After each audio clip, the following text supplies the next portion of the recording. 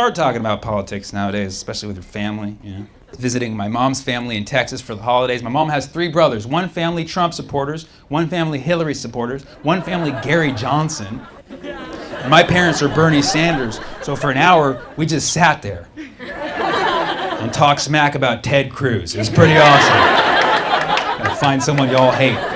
Open with Ted Cruz, close with Chris Christie. It's a solid fail-proof plan. Visiting my mom's family over Zoom for the holidays. My mom has 3 brothers. One family Trump supporters, one family Joe Biden supporters, one family Kanye West. And my parents are Bernie Sanders. So for an hour, we just sat there and talked smack about Ted Cruz. It was pretty awesome. Open with Ted Cruz, close with Anthony Fauci. It's a solid fail-proof plan. I think Jeffrey Epstein is still alive. Okay. Let's be honest. I could give you a lot more, but I think 5 is very modest. And okay, so first of all, he's rich. Rich people like to live longer. Secondly, he's powerful. Powerful people have a body that looks just like them, ready to be swapped if they need to fake their own death. Hashtag Jim Carrey. Reason number three, everything around his death was very sus, okay? First of all, they removed a bunch of inmates a couple days before he killed himself, okay?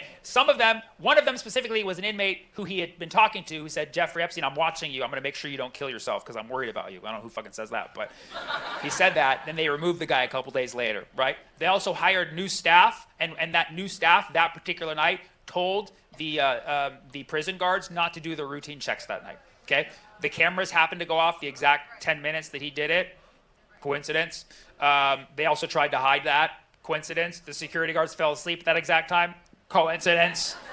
Okay? Then Jeffrey Epstein hung himself with his bed sheets. This is a billionaire who's never made his bed a day in his life. Suddenly knows how to fold bed sheets in the exact same way to fit around your neck. Okay? There were photos of the body they found in his cell. If you look at the nose, it's not the same as Jeffrey Epstein's nose, okay? If you knows, you knows, okay? It looks like a different person, okay? Hashtag Jim Carrey. And then here's something that a lot of people don't know. Right after Jeffrey Epstein was unalived, okay, the prison staff constructed a coffin using boxes from the prison. They constructed a coffin to put it in a vehicle so that they could send that vehicle to the hospital with no body inside so that the media would follow that vehicle.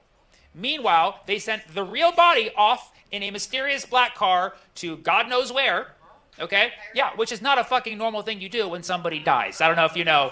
You're not like, hey, can we Uber Black the body? And we have no idea where in Israel they sent it to, but they sent it somewhere. And then they sent these empty boxes to the fucking hospital, so the media. So that's fucking weird, okay? You don't do these things under normal circumstances, okay? Not to mention when all the files came out, they tried to redact a bunch of this shit. Like, why'd you need to hide the fact that the security guard fell asleep that fucking day? Like, just tell us what happened if it happened, but it seems like it didn't happen, you know? Okay, so that's reason number 3. Reason number 4, Fortnite. Yeah! Fortnite, yeah, good old classic killing game, okay?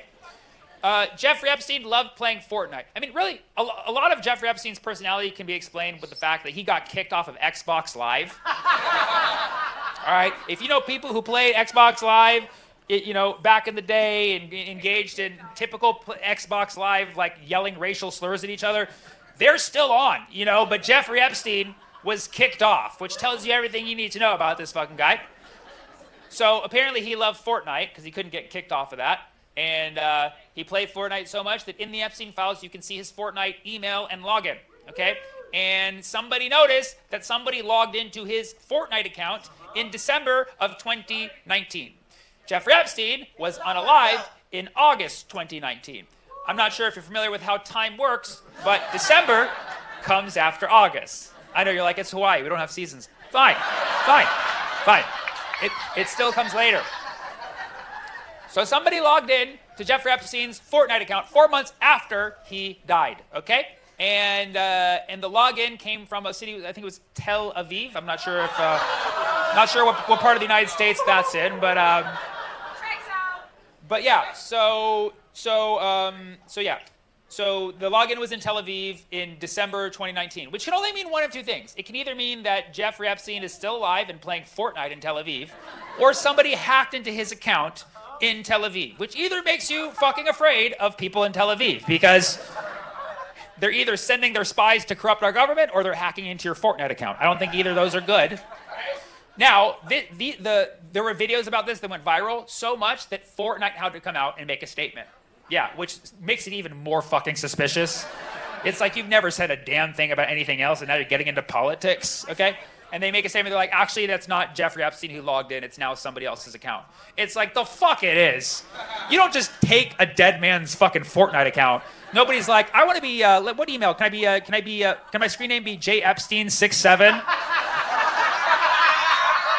Nobody fucking does that. Nobody fucking does that.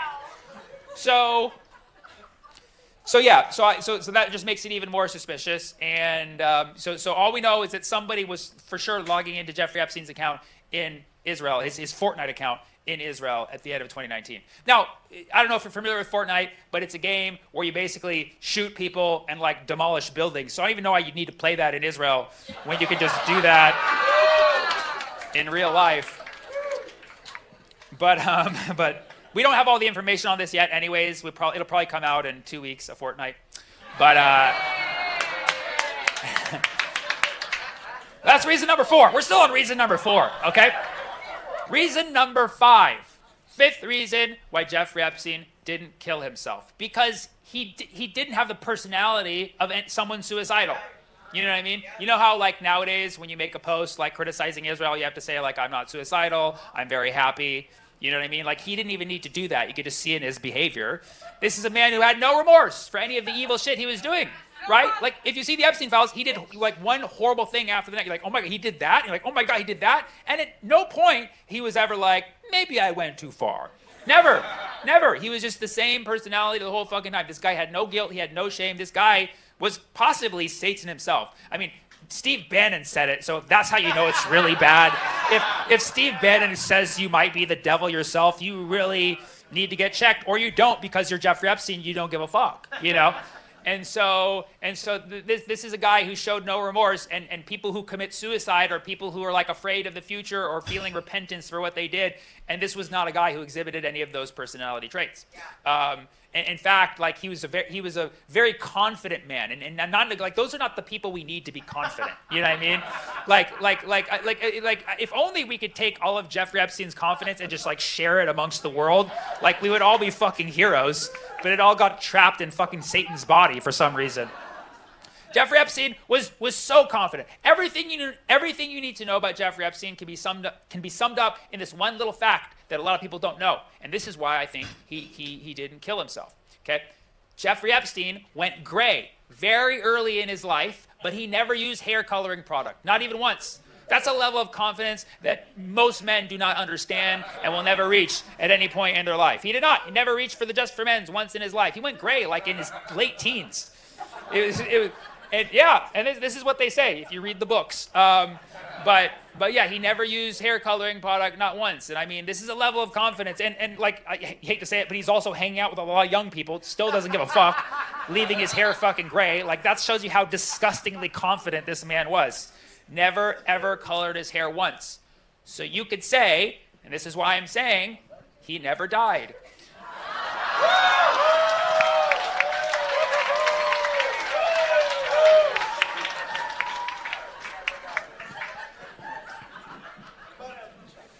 All right. Good job, guys. Good job. Good job. You're doing good. You're doing good. All right. I'm going to do one more part on the Epstein files. Just, don't worry, it's just the worst part. Because, listen, you know, I've always said it. As a comedian, I want to talk about everything. I don't want to shy away from me. If anything, that's the only thing I really have going for me. I got this math degree, whatever. I got all these amazing fans who support the same things that I support, and I love that, and I feel I feel so grateful for it. But there's a lot of great comedians out there. I really think that the only thing that makes me different, aside from math, which is not going to really take me that far, is that I am not afraid to go to the darkest of dark topics and at least try to go there. And so, but even with that, this one's fucking tough, dude. Because if you dig into the Epstein files, and I'm only on page 2, okay, I'm just trying to make it to 6, 7, but right now, it is already so dark, and there's just some things I'm like, I don't even know if I can fucking talk about that. But so one thing. Jeffrey Epstein says whoops a lot. If you search whoops, that comes up like hundreds of times. Because he said it when people were mysteriously killed. He'd be like, whoops. Yeah, which is, just shows you how fucking psychotic this guy is. They'd be like, so-and-so was found dead. He'd be like, whoopsie, They should make a song or like a remix, like, whoops, there it is, like the Jeffrey Epstein edition. But there's this site called Jmail where you can basically be inside of Jeffrey Epstein's Gmail box. It's really creepy, but you find out these horrible things. Pizza was mentioned in the Epstein files 911 times. 911, never forget. Pizza. And spoiler alert, I don't think they were talking about pizza, okay? Now, if you may be familiar with this conspiracy, you may not, but some people allege that pizza is a reference to children, okay? Which is a fucking horrible, horrible thing, and you've actually seen this in other emails with politicians before, where they use pizza in very strange ways, like, hey, you want to come over for some pizza? Wink, wink, nod, nod. You're like, I don't think they like pizza that much. And so much so, I believe it was like almost 10 years ago, there was an incident called Pizzagate, okay? Yes. Which, so Pizzagate, just to explain, a bunch of emails came out. I think that it was from like Anthony Weiner's laptop, which is very telling. And they mentioned pizza a bunch of times, and so people started putting this together and be like, this is very weird. And so there's this pizza place on the East Coast that had these suspicious posts on their Instagram. So this guy went down there and he shot the place up because he believed that it was the center of a child trafficking ring. Okay, and we called it Pizzagate because we're like, this guy's a fucking crazy guy who just went up and shot up a random pizzeria. But I think we now owe that man an apology because he may have been onto something. Because first of all, the whole Pizzagate thing, first of all, if you do look back at their Instagram page, it had some weird fucking images of kids being tied to tables. A lot of very prominent people went there, referenced it in the emails. And when he went there, he shot it up. He didn't even kill a single person, so you can't condemn him for violence because he didn't kill a single person. Not even pizza was injured in this shooting. But one thing they did say, they said he totally damaged one of their hard drives in the back. Which, what? Yeah, how fucking convenient. The police then come to like, hey, is everything okay? They're like, yeah, we suffered a shooting. They're like, can we search? Like, yeah, you can search everything. But he did take out the hard drive, so you can't see what we have there. But everything else, go for it. So yeah, that's fucking weird. Okay, so now it resurfaces with the Epstein. Pizza's mentioned 911 times, and like again, like these are fucking billionaires. Do you think they're talking about pizza that much? Okay. However, there is not enough information for us to formally say that they for sure were using it as code for something. Okay. But then you search grape soda, and that comes up hundreds of times. You're like, okay, that's where I draw the fucking line. Grape soda? No fucking way. You are not talking about. These are fucking billionaires talking about. Oh, you got the grape soda?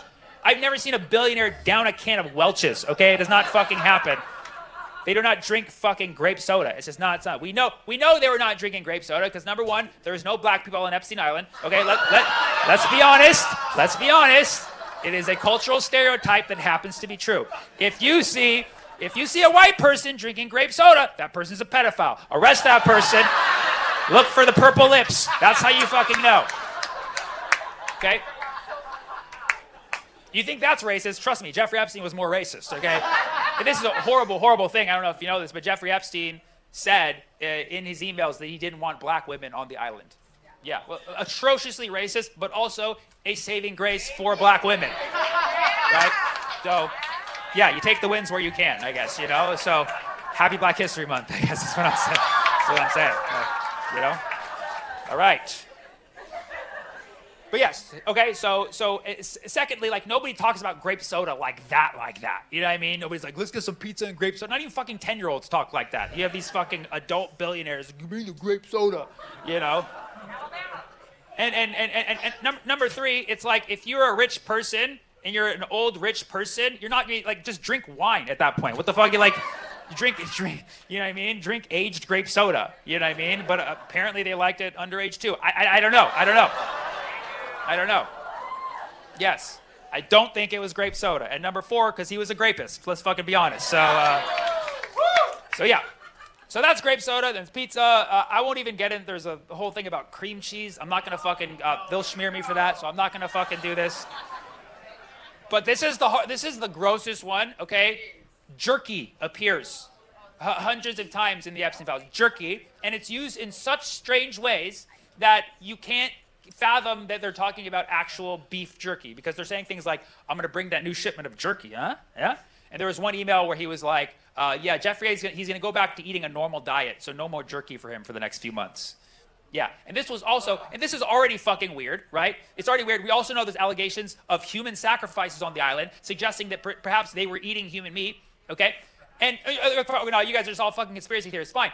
A lot of these emails were coming from his personal chef, Francis Derby, who owns a restaurant in New York City called Cannibal. What the fuck, dude? Yes. And he was on like the cooking channel, like showing his famous cannibal burger. Like, what's in it? He's like, don't worry about it. Yes. So like they've been saying it this whole fucking time to our faces, and we didn't fucking believe it. Okay. All right. Now, I know, we're in the Pacific Islands. I know there's a history of cannibalism on many islands of the Pacific, but like it's respectful. You know what I mean? Like that. It's like consensual cannibalism. You know what I mean? Like I support that. Okay. But not this jerky shit. So yeah. So like I said, this is where I draw the line for myself, because like I said, I believe that I can talk about anything. I talk about genocide. I talk about people being killed the day they were fucking killed. I'm not saying I'm good. I'm saying I'm a horrible person. That's what I'm saying. I am aware that I'm a horrible person. But when you bring up human meat, it's tough. It's tough. It's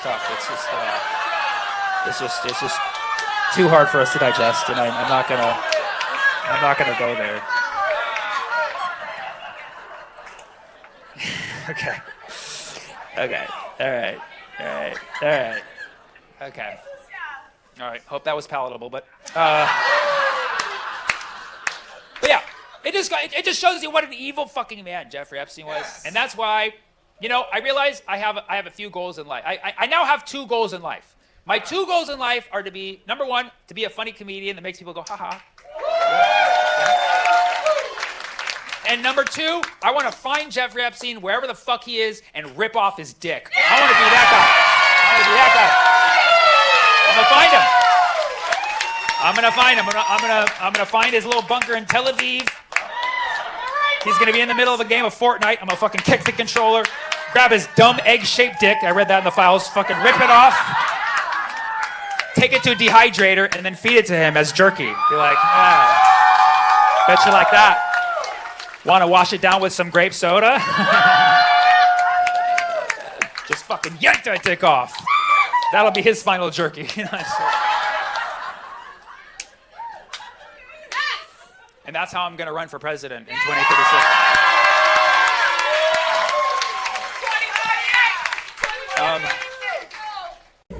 If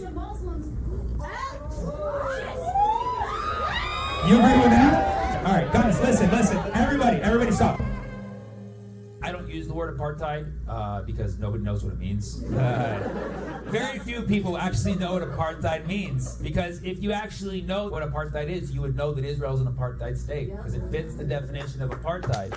People get upset because they don't know what the definition of apartheid is.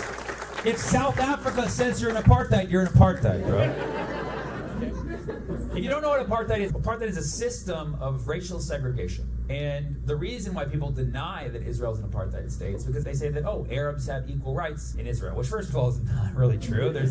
They face a lot of systematic discrimination. But even if you took that at face value, you have to look on the other side of the wall. On the other side of the wall, there's Palestinians who have no rights. And those Palestinians are under occupation by Israel, so by definition, Israel is supposed to be providing them rights. And if they're not, it's an apartheid state. The easiest way... Palestinians are threatening the safety of Jewish people. Oh, okay. Nice to meet you. Okay, that's awesome. I'm so glad you came and sat in the front. Have you This is like a gift. Are you spiritual? This is like a gift. This is amazing. Did you come here for the show to have this moment? Yes. Amazing. Amazing. But It was random. Israel left Gaza.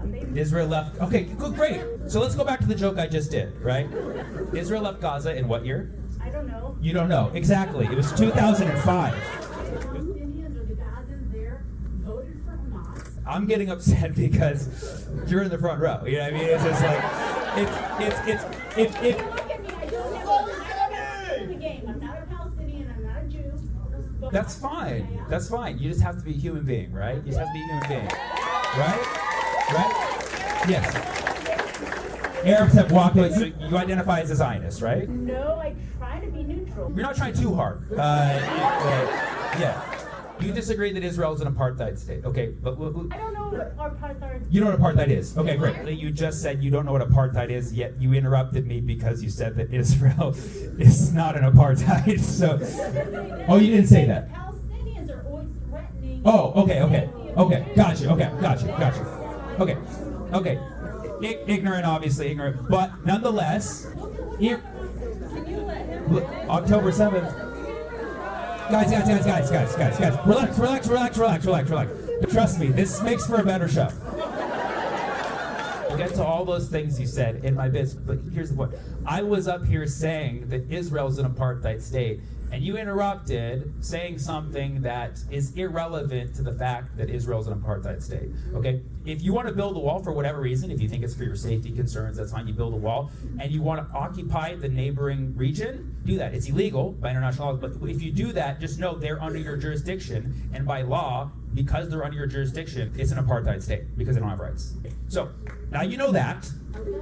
Take that part home. We'll cover the rest in a minute. Okay? Okay?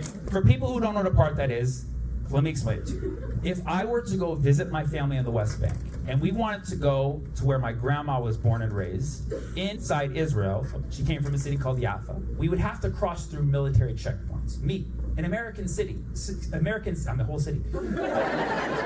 An American citizen would have to go through military checkpoints where literally machine guns above our head, like with surveillance, doing like humiliating things like strip searching us as we go, just to go inside and visit family, which, you know, obviously you would say is for reasons of safety, whatever. I have to go through that even as an American city. Even as an American city. I am the city of San Diego.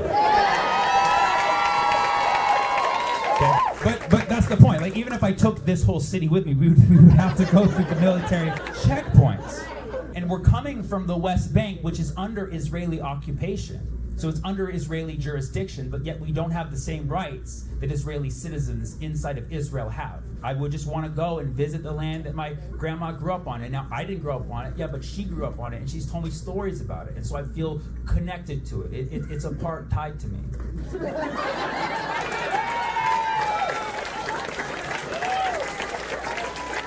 She got it. You got it. Okay. See, this is fun.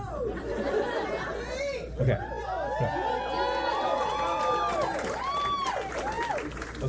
I perform for people who agree with what I'm saying, and I perform for a lot of people who don't. I tour everywhere. I get a lot of heat for the things that I say, but most of it's online, so I feel safe. One guy DM'd me, he's like, Sammy, does your tour fund Hamas? And I was like, first of all, how did you know? Secondly, no, I'm not involved with the transferring of money to Hamas. That's more of Netanyahu's thing.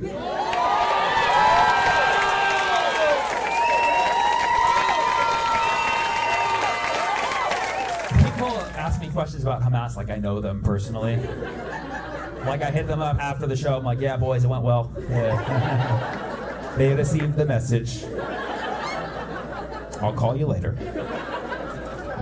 I don't know Hamas. None of y'all ever seen a Hamas. Okay? They out there. You just can't see them. That's kind of their brand, you know? People ask me my opinion on, they want to know a Palestinian's opinion on Hamas. It's like, why do you care about opinions? Why don't you just ask what they are objectively? And I'll tell you that. Hamas is a resistance group from Palestine. One of many, many resistance groups from Palestine because Palestine has been under occupation for decades. And that leads to the formation of resistance groups. It's not unique to Palestine. It happens everywhere. But there's a reason why you know about Hamas. Because Hamas was chosen. It was Netanyahu's favorite. Netanyahu allowed cash infusions to flow into Hamas from Qatar in order to make the two-state solution impossible. This is not a conspiracy theory. It is soundbited on the internet. The Israeli regime under Netanyahu has this love-hate relationship with Hamas because it's their proposed enemy, but they built it up. And they even came up with a pet name for it. They call it Hamas for some reason. We don't know. Arabs, this perplexes us because we have the Kha sound too, but it's not in that word, so we don't know where it came from. They let this money flow into Hamas. They call it Hamas. So we're like, where'd the K come from? They paid for it, apparently. The problem is the mainstream media was able to push this narrative onto people like you and I, that the people of Gaza, for some reason, are complicit in what's going on, that for some reason they deserve what's happening to them because they, quote, like you said, they voted for Hamas. Let's unpack that statement. They voted for Hamas. All of them, even the babies, crawled out to the polls, scribbled in Hamas, got their little green lollipop and went home. Half of Gaza's population is under 18. Okay? So, because of a high birth rate, yes, this is partially true, because of a high birth rate. Also because refugees have been pushed out from other parts of the region into Gaza. That's why there's a lot of people there. But yes, the Gaza birth rate is high. Some people often say it's only one or the other. It's actually both. Palestinians be doing it. Survival. If you don't believe me, look up Gaza birth rate. It is high. They voted for Hamas. Half of the population is under 18, which is already a minority of people. You already know that less than 50% of them voted. So it's like extremely inhumane to say they voted for Hamas, this is what they want, when half of the population isn't even of voting age now, okay? Because did anybody look into that election? It was one election, and it was in 2006. Do you remember who you voted for in 2006? No, because it was a midterm year. Nobody gives a right? Nobody remembers who was on the ballot in 2006. And so let's unpack this trope even more, because if you look at the statistic, half of the population isn't even of voting age now, meaning like 75% of the population wasn't even voting age then. And then within that 25% of the population, 40% of the people who showed up to vote that day voted for Hamas. That's of the people who showed up. Let's say 80% of the voting population showed up. So that's 20% of the total population now, and 40%. What's 40% of 20%? Come on, you may not be on the side, you gotta be on the side of math, right? It's 8%. At most, 8% of the people living in Gaza voted for Hamas. So do you understand how f***ed up it is to say they voted for Hamas when literally it was just 8% who voted for Hamas? Right? Let's think about that. It's racist, right? Why is it? It's bad math, correctly. I mean, yeah, like bad math usually leads to racism, right? Like think about racist tropes we have here in the United States. What's a racist trope? You want to give me one? You're good at them, so you want to give me one? And it's a comedy show. We're all very accepting. We know that you don't actually feel that way, but just give us one that we've heard before. Or who wants to give me one? Who wants to give me one? Women of color are all on welfare. To go out there and say that women of color are all on welfare, when if it was only 8% of them, still, a lot, I'm sure it's not that much, but that would be fucked up to say that. So, what's that? Who? Where are you from, by the way? Hey, Pat. San Diego.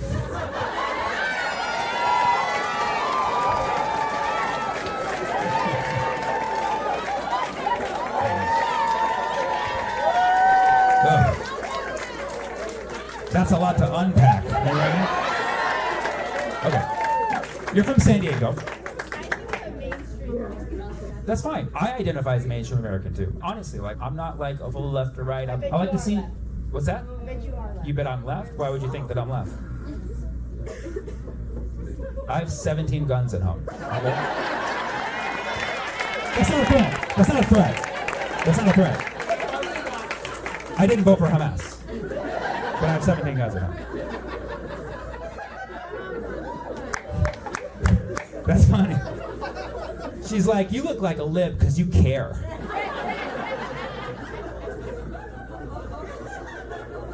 No, you don't know my views. I'm actually a very balanced perspective, but I do know facts and I do like math. So that dictates the things that I do say. And when I don't know shit about shit, I shut the fuck up. Kind of a good rule to follow in general.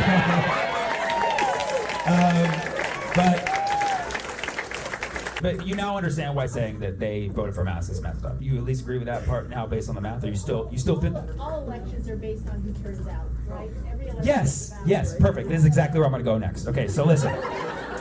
Can you imagine being held accountable for somebody you voted for years ago? Let's think about this, okay? The first time, yeah, exactly. This poor man. This poor, I've seen your ballots, okay? This guy voted for Ted Cruz one time. He's done some damage to the fabric of our democracy, but he's still a good guy, and he's working on it. Can you imagine being held accountable? I'll tell you, the first time I was allowed to vote in the general election was 2004. I'm an old man. 2004 was the first time they let me at the polls. Boy, was I ready to flex my democracy. I was like, let's go. Who we got? Oh man, 2004. We had the privilege. We had the honor of being able to vote for two stellar options. Mr. John F. Kerry. Yeah, you heard me correct. Kerry, not Kennedy, okay? John F. Kerry. My best impression of him is moi. Gen Z, if I showed you a picture of John F. Kerry, you'd be like, who is that car salesman? I have no idea who that guy is. Does he replace AC units? What does he do? John F. Kerry was the Democratic candidate of 2004, and it was him up against the one, the only, the irreplaceable George W. Bush. Okay? Yeah. It was literally the worst election aside from all the ones that came after it. It was really, really bad. Well, that's just how elections are. You never get good options. You get the options who make you want to vomit the least. You know what I mean? You pick who makes you vomit the least. And if you get juiced for a candidate, there's something wrong with you. I'm sorry. Politicians are wired to, in some shape or form, manipulate you and lie you, even the good ones. So if you get excited about a politician, I'm happy for you, but go to a therapist. Now that was who was on the ballot in 2004, okay? But America, like you're right, it's about who the population votes for. America, we're a strong country, we're a wise country, we're a moral country. Don't look it up. But we saw those options, all the options in 2004, and collectively we came together and we did the right thing. We said enough is enough, 4 more years of the W. We saw the economy tanking, heading towards a recession rapidly. We saw war in the Middle East. We saw, 9/11. We're like, fuck it, let's see what happens. Just 4 more years. We voted for him a second time. Well, technically a first. But we wanted 8 years of back-to-back Bush. Now, I don't know if you know about the W. Okay, but he did not do great, okay? In fact, he did some bad. If you don't know about the bad things that W did, make some friends from Iraq, okay? They will make it very clear to you. Be ready for some cursing, okay? Because he messed up Iraq. For real, man. Like, people from Iraq, they hate the W, they hate his dad, they hate the whole Bush dynasty, okay? They've even banned bushes in their yards, okay? It's only trees and grass in Iraq, no bushes, okay? They're all clean shaven down there. They hate the Bush. Can you imagine? I know this is tough for mainstream America, but can you imagine that Iraq somehow got the capability to invade America? Perhaps with the help of a local proxy. I won't name any names. I'm not going to tell you who it is. I ran from that option. Let's say they got together the military capability, but they could only afford to invade one state. So they choose Wisconsin. Okay? Yeah. So they touch down in Wisconsin, start bombing indiscriminately, cheese everywhere. Okay? They're blocking aid via Lake Michigan, no deep dish getting in. Right? And they're just targeting poor, innocent Wisconsinians. Like, oh my gosh, golly, like everywhere you go. And I happen to be in Kenosha, Wisconsin that night with my shit luck. I'm performing at the Chuckle House Kenosha, the nation's worst comedy club, at the worst time. And the Iraqis touch down to invade. And I'm no hero. I'm gonna run. I'm not gonna defend you, okay? I'm gonna go home to my 17 guns. I'm gonna run from the Iraqis, and I'm gonna run down an alleyway, and they're gonna chase me, and I'm gonna run, and I'm gonna run, until I hit a dead end, and I'm just gonna have to turn and face them. And when I have to turn and face them, all I'm gonna be able to say is, why? Why? Why are you doing this to me? Why are you wreaking this carnage on me and all of my people? We did not do anything to you. Why are you doing this to us? And then they're just like, because you voted for George W. Bush in 2004. Like,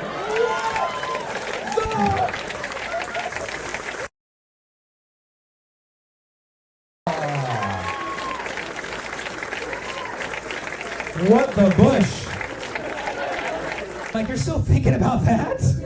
And I'm like, no, I didn't vote for George W. Bush. I voted for independent candidate Ralph Nader. And they're like, yes, but everybody knows a vote for Nader is a vote for Bush. Like, come on, man. And there's just further proof that no matter where it is, the two-party system sucks ass. You are literally spitting out straight up AIPAC talking points. You don't think so? I think she's making a lot of really good ones. Whoa! Apparently they come in AIPAC. Not all people do talking points. I agree. And a lot of good ones, they're also talking points. I appreciate she has the courage to speak up. Yeah. It's very complicated and it shouldn't be minimized and patronized to people that are really struggling with the important issues that you're taking to exactly. I think we all agree on that. I think we all 100% agree. Yes, that's true as well.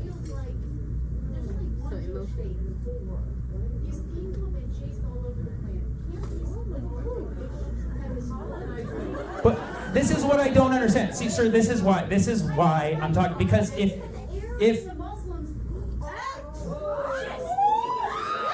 you agree with that? The Arabs and Muslims are atrocious. Do you agree with that part? All right. Guys, listen. No. Everybody stop. Everybody, quiet. This is my show.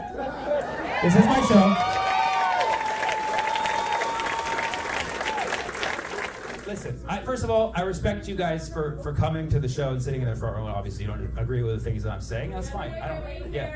I'm actually pro-Palestine. Do you guys? Okay. Hey, well, nice to meet you. Okay, so you brought her to kind of to get a little like a different. But she's still my friend. That's awesome. Okay, hey, well, you find out a lot about your friends when you come to the comedy show, right? Yeah. We learn things that we never knew, you know. Okay. You have to understand, okay? We don't have to agree on everything. The reason why I made an issue about it is because when you heckle or when you say something in the middle of the joke, it becomes different jurisdiction. You know what I'm saying? Like if we were just having a conversation on the street and it's like, I don't know you, you don't know me. It's like, obviously we're not gonna agree on the same things, you know what I mean? But I'm in the middle of like constructing and building a narrative and it's interrupted with a counterpoint, which is fair, which is fine, but not at the comedy show, right? We can do it in a DM exchange, we can do it for that reason, when we're at the show, it is under my jurisdiction. You could say that you are all under my jurisdiction. And as an occupier,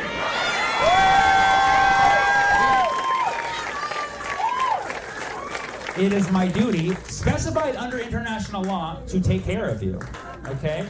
And so that's why, with love, I say all of these things, because I think you're great. I think that you do strive for balance, and I think that you do want to see the nuance and look at the perspective. But I think that you also were saying a lot of things that people here who know a lot about the situation and are clearly biased towards Palestine have heard these sound bites used perpetually to defend the stripping of human rights of an entire population of people.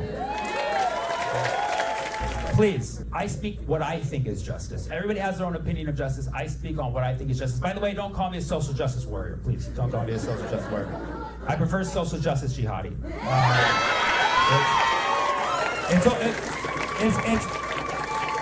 It's fitting because I tend to take myself out in the process.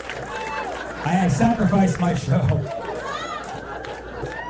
What? It's hard being a social justice jihadi. You only get one shot. Thank you so much, San Diego. I love you. I just sold my first movie script. Yeah. It's an Adam Sandler film. Hear me out. Okay? In this movie, Adam Sandler plays a Muslim. He plays a Muslim who's running for mayor of New York City. It's called Don't Mess with the Zoran.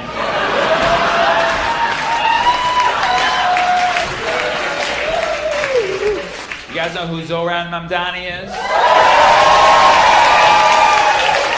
Zoran Mamdani won the Democratic primary for mayor of New York City, but you would think that he's already mayor the way that people are talking about him. It seems like people either love him or they hate him, but for the exact same reasons. I like that Zoran won because he's anti-establishment. He's making waves in the system. He is. And I like that. I also like that Mamdani won because he helped balance a couple things out for me. A couple weeks ago, I was finding myself agreeing with Marjorie Taylor Greene a little too much.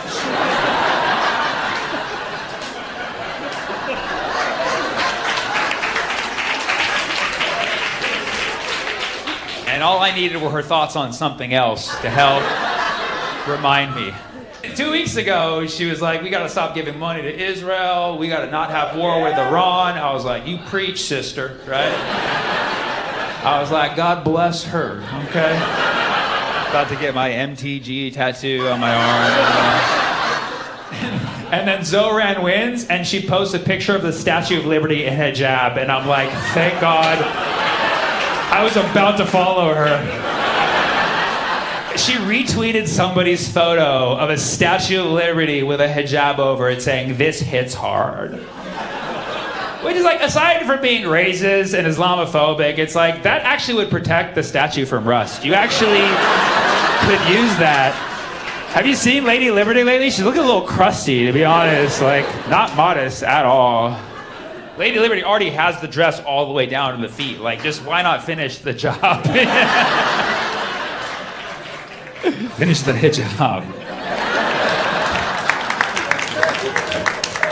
Mamdani is divisive for a lot of reasons. And that's great. That's great. I love it. I love drama. You know what I mean? Like, I'm not even from New York City. I just like watching drama from a side. You know? Like, they can do whatever they want. That's their own experiment. People are like, I don't want to experiment with one of the biggest cities in America. Like, have you been to New York City? It's already the world's biggest science experiment. So just let them cook. Just so you know, I'm not a socialist, okay? Shut the fuck up. And let me fucking finish. Boo! Everybody should be socialists in this room. Okay, that was a joke. Listen, they're here. Let me finish the joke, assholes, okay? So you know where I stand politically, okay? I'm not a socialist, and I'm also not Muslim, okay? I am a communist jihadist, and there is a difference, okay? Or jihadi Marxist, that's the PC term. I prefer jihadi Marxist, or Sharia comrade, if you would like. Okay?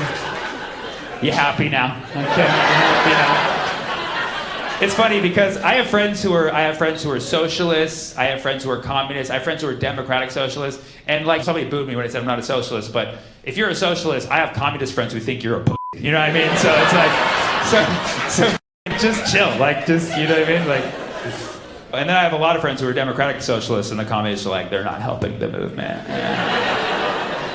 So that's why I'm a jihadi Marxist. Nobody with me, okay? So that's where I stand. I just like that Zoran is creating waves. And it's insane to me how many far-right commentators, even some centrist personalities online, are just saying preposterous things about the potential of Zoran being mayor. Like, there's people out there saying, once Zoran's mayor, he's gonna bring Sharia law to New York City. Which is hilarious. And aside just from being obviously racist, Islamophobic, and just ridiculous, people are like arguing back logically, like, no. No, he's not. I don't think he is. No. Like, you mother... Not only would that be unconstitutional and nobody's gonna like vote for that, it's just so insulting to just go straight there. You know what I mean? So what I'm saying is, when somebody says Zoran's gonna bring Sharia law to New York City, you should not be saying, no, okay? When somebody says Zoran's gonna bring Sharia law to New York City, the proper response is Sharia law even that bad?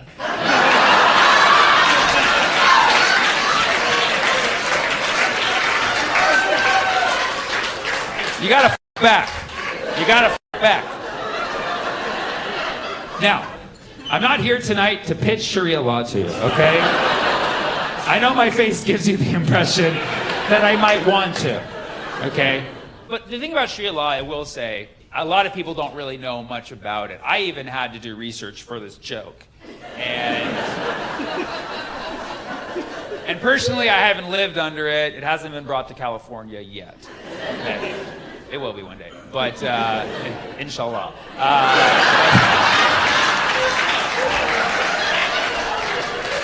But I'm not up here arguing for or necessarily defending Sharia law, but I will say you should know that it has been largely blown out of proportion by the Western world. Our country, we love to blow things up metaphorically and physically. So when you actually Google Sharia law, which I did, you can look at the Wikipedia page for Sharia law. And I kid you not, the synopsis of Wikipedia's take on Sharia law is basically like, bro, Sharia law is not even that bad. That's basically what they're saying for like a whole, this is Wikipedia. They're like, no, you can go out past 3, it's fine. Like it's, apparently there's like levels to Sharia law, okay? But what I'm saying is, whenever you have this discussion about Sharia law in the West, it's always taken to the most extreme position. Like people are always like, oh, you want Sharia law? You just want all women to just cover up? Like, no, what? Like, well, not all of them, but like, what, no. Like, okay, personally, I find everyone a little bit gross, so I would like, in an ideal world, you know, my Sharia would be everybody covers up until further notice. And once I get a sense of your aura, I'm like, all right, you can show. You know what I mean? Like that's how I would do things personally, you know. But that's always where it goes. It always goes to the most extreme version. And so then it brings up this discussion. You hear all these people now saying, Muslim values are not compatible with American values. You hear this out there. Oh yeah, like all these commentators are saying around, Muslim values are not compatible with American values. And you know what? They're right. Muslim values are not compatible with American values because America doesn't have values. Okay. America does not have values. What values?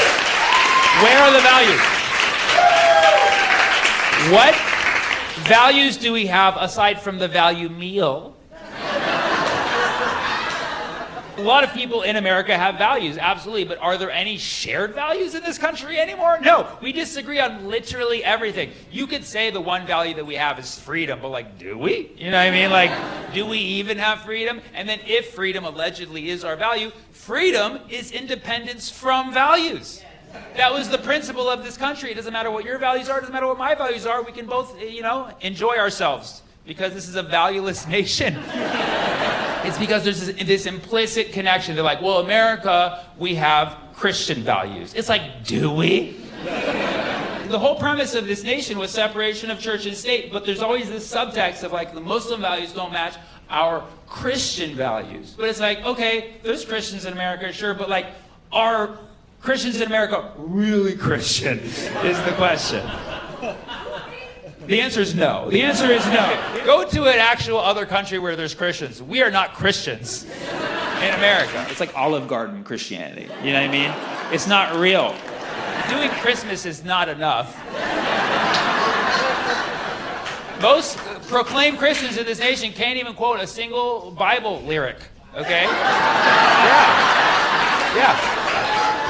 I'm calling them lyrics. That should be a sure shot example.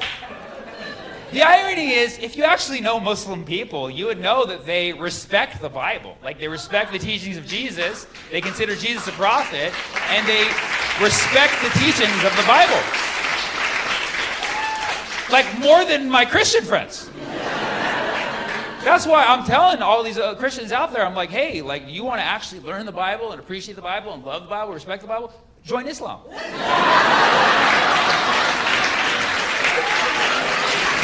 Try it. Try it. Just try it. There you go. Some people are feeling a little alienated. But this is how America was founded. You have to be real with it. You have to be honest about it, because this conversation keeps coming up. People saying that Muslim values are not compatible with American values, and there's no evidence. There's no evidence. Okay, maybe not fasting, obviously. Okay, fasting. I'll give you fasting. I'll give you fasting for sure. That's definitely not compatible with American values in nearly any capacity. That's why I always tell my Muslim friends and family, I'm like, yo, if you want more Americans to join, like, just have a package for them. It's like, you don't have to fast just yet. You know what I mean? Like, you can do 5 years without fasting. Americans are like, I'll try it out. You have to be honest. We don't have values in this country. There are no shared values. And so whenever this conversation comes up, people, they only have one single argument. They're like, Sharia law, and all women are going to have to cover up, because in America, we like our women to show skin. Okay, so American values is Hooters, basically.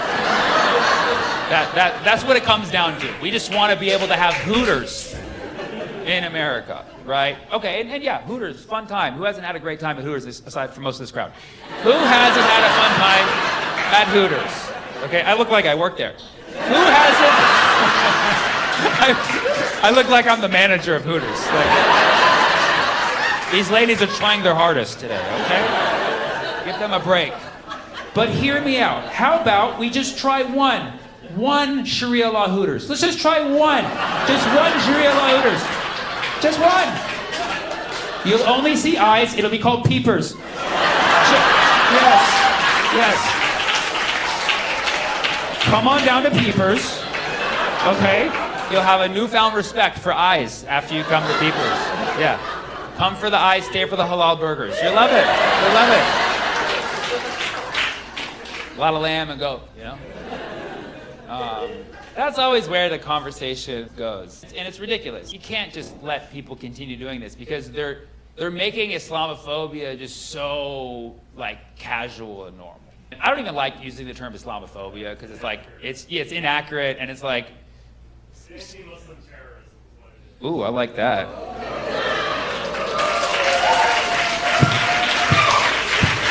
Hey, let me get the fist bump too. Come on, man. Jeez. It is. Yeah, it is. Anti-Muslim terrorism. I like that. Yes, we're not germ. Yes. I feel like this became a town hall meeting. The whole Muslim population in Chicago. Yeah. Yeah. And you know what? While we're at it, we're not germs either. We're for sure not spiders. So precisely, this is why you don't really hear me using the term Islamophobia. Aside from I said it like 2 times. There's not an official word for it yet, but anti-Muslim terrorism is on the table. Okay. If we can truncate some of the syllables, I think we'll have it. Terrorism is a strong. It gets the point across.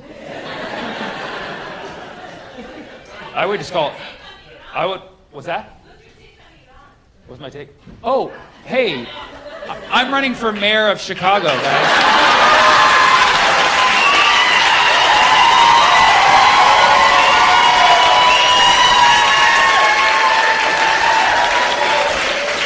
I like how.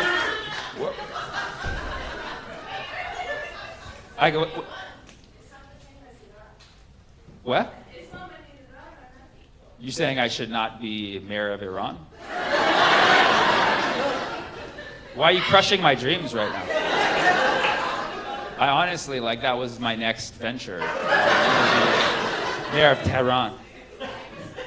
Thank you so much. Is that it?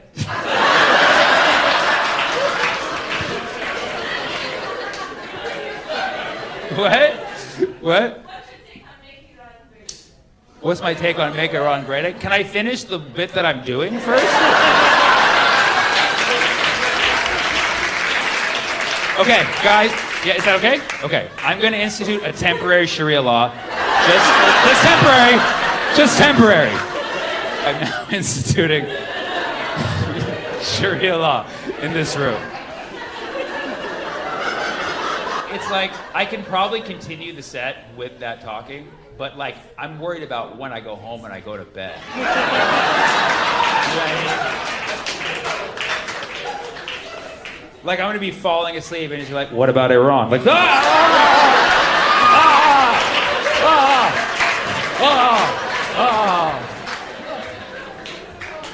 But yes, I don't like the term Islamophobia because I don't think it accurately conveys. It doesn't convey the hate. It makes the person sound more like a victim. I don't like saying that term. We can't allow anti-Muslim terrorism to be so casual. That's why I'm telling you, do not argue logically with these people who are making these nonsensical comments. When people say things like Muslim values are not compatible with American values, it makes no sense. There's no evidence. American values is an empty set. Okay, you can't. It's a math reference. You can't equate a set of elements to an empty set. It's a mathematics thing. So what I'm saying, what you have to do is when somebody says Muslim values are not compatible, well, first of all, compatible, like this is a dating app, you know what I mean? Like, are we on Minder now, you know what I mean? Or formerly known as Minder, now Salam. You're going to be hearing this for a while, because Zoran's running until, I believe, November. And then if he wins, you're going to be hearing it like for a very long time. So you're going to hear this. You're going to keep hearing people saying Muslim values are not compatible with American values. And again, don't give these people a logical response. Don't be like, well, in America we believe in all values. Don't say that. Don't all values matter this shit, okay? The proper way to respond when people say Muslim values are not compatible with American values is say, actually, all American values come from Muslim values. Say that. See what happens. Just try it. Have a gun on you. Try it. Oh yeah. This is gonna stir some shit up. But do it. Try it. See what happens. I can prove it, actually. I can prove it for you.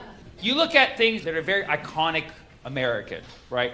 Like, for instance, what's America's iconic dessert? American as apple pie, right? Which we don't really eat, but it's for some reason there. You would think the American dessert would be Dubai chocolate at this point. But, which, hate to break it to you. You know where that comes from. So apple pie is the iconic American dessert. Do you know where apples come from originally? Kazakhstan. Apples originate in Kazakhstan. Now, I don't know if you've seen the 2007 documentary Borat, but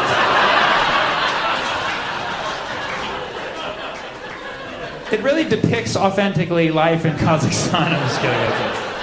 It was a racist caricature, obviously, but why do you think it did so well at the box office? Because that's our heritage. Well, yes, apples are from Kazakhstan, and pies all come from Egypt.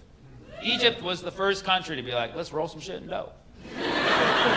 So apples come from Kazakhstan, and pies come from Egypt. So yeah, American is apple pie. No, American is some Egyptian Kazakhstani. That's what it is. That's what it is. And that's our dessert. So there goes that. It's a Muslim dessert. Then there's our music, right? America has essentially pioneered a lot of music genres. What are music genres that we're most known for? Jazz, blues, rock and roll, country, rap music. All of these great musical art forms that we stole from black people, right? Right?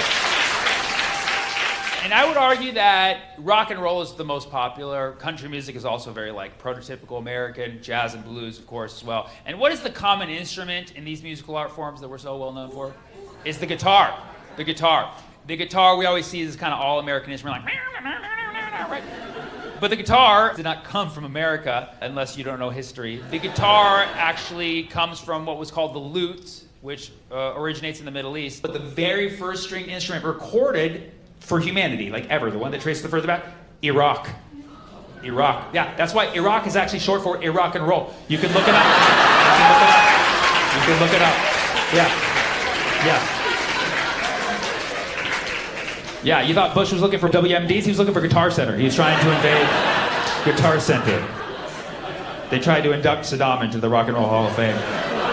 Sports. What about sports? Right? What's America's main sport?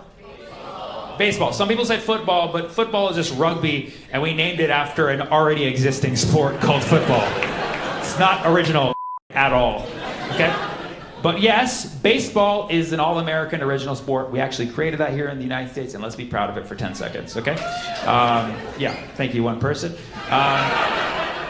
Do you really think we were the first people to hit balls with sticks?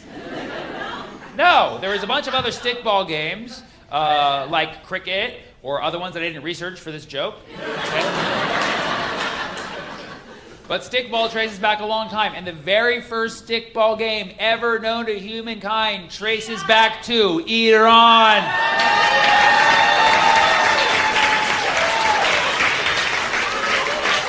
And that's why they're trying to make Iran great again, because they want to get the birthplace of baseball.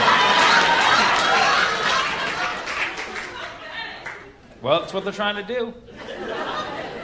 What are you drinking? Huh? Not enough? Oh no, we have a problem.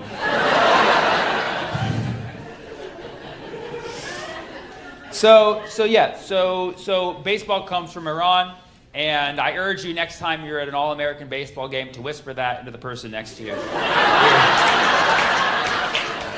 To see what happens, you know? Did you know this comes from Iran?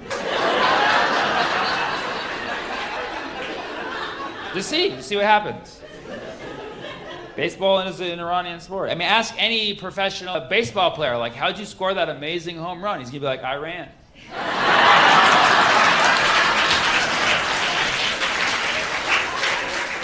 That's why I'm telling you. They say it's about nuclear weapons. It's not. They want a regime change-up. You know what I'm saying? So, anything iconically America originally comes from a Muslim country. And those three examples should suffice for everything. So go ahead and spread the word. Now, obviously, I'm poking fun, I'm prodding, I'm trying to provoke, because I think this is so ridiculous that we're even having these conversations. Really, what it comes down to, America lacks values because of the way that it was formed. Like, for instance, you can see this in the way, like, they're attacking Zoran. They're attacking Zoran for the way he eats. You see that? He posted a video where he's eating with his hands, like a lot of people do around the world. And you have all these commentators like, I use silverware. You know, like, okay, most people can't afford that. Also, dude, like, eating with your hands is like a very cultural, like, acceptable thing, like, all around the world. In fact, if you don't eat with your hands, you're a bitch, okay? You're a bitch.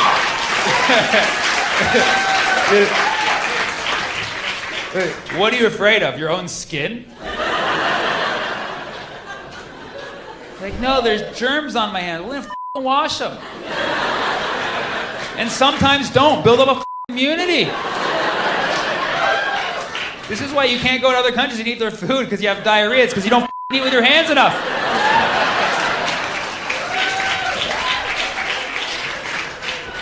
That's like a culture shock for these people. And you realize this is all because of the way the country was founded, right? Like, we need to be honest about how America was founded. America is classically known as a melting pot, but it was originally a melting pot for white people. Okay? It was a white melting pot. It was a creamy soup.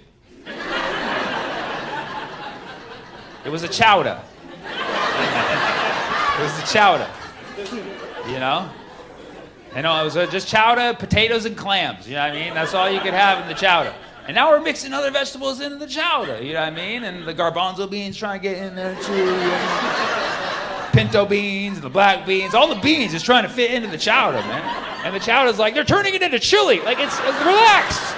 It's finally becoming clear that there's a void of values in America. And this comes from the fact that when you think of American values and ideals, it traces back to the Founding Fathers. And the Founding Fathers is one of the most divisive subjects you have in America. There's one camp of people that will be like, the Founding Fathers should be revered, and, you know, they had these great ideas, and we should respect everything that they did and not criticize them. You know, they're sacred. The Founding Fathers are sacred. And then there's other people who know a little more history, who were like, yo, the founding fathers were racist slave owners who wanted to build a white supremacist state, you know? And listen, guys, two things can be true, okay? The founding fathers were, in fact, racist slave owners who had a lot of great ideas that changed humankind. Yeah, in fact, I would argue those two things go well together, because when you have someone doing the actual work for you, you can kind of just sit back and relax and think of all these crazy ideas that could potentially change the world. Put them in a laminated binder, sign it. I'm just saying, it's not all black and white, even though it was back then. This joke is not finished yet, but it's 3/5 of the way there. I like how a bottle of glasses was dropped exactly at that time, signifying the crash that joke would bring. So we have to be honest. This country was founded in a way such that we're like, it doesn't matter where you're from. If you're white, you join America, and you're American now. And so obviously when you do that, people are going to lose their individual cultures, their individual identities. And so as reason, that melting pot that America started with was kind of just, it was a loss of culture. And that's just how it started. We can admit that and be honest about it. But I think it's carried on for too long now. You've heard this myth that white people don't have culture. This is a lie. White people, this is a lie, okay?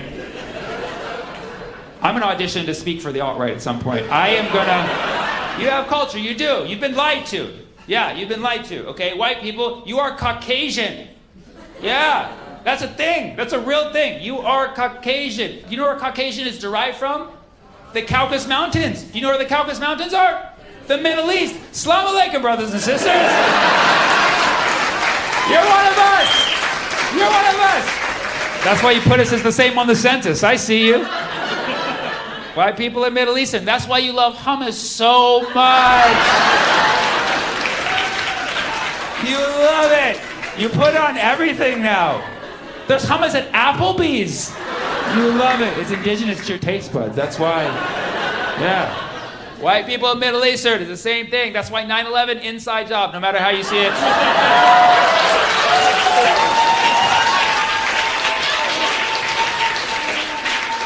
And I know there's some smart asses in here who are gonna be like, actually the Caucasus Mountains extend into Russia too.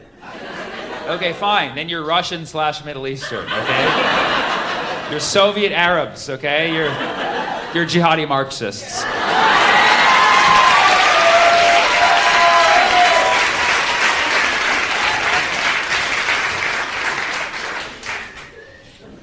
All right, now we can talk about Iran.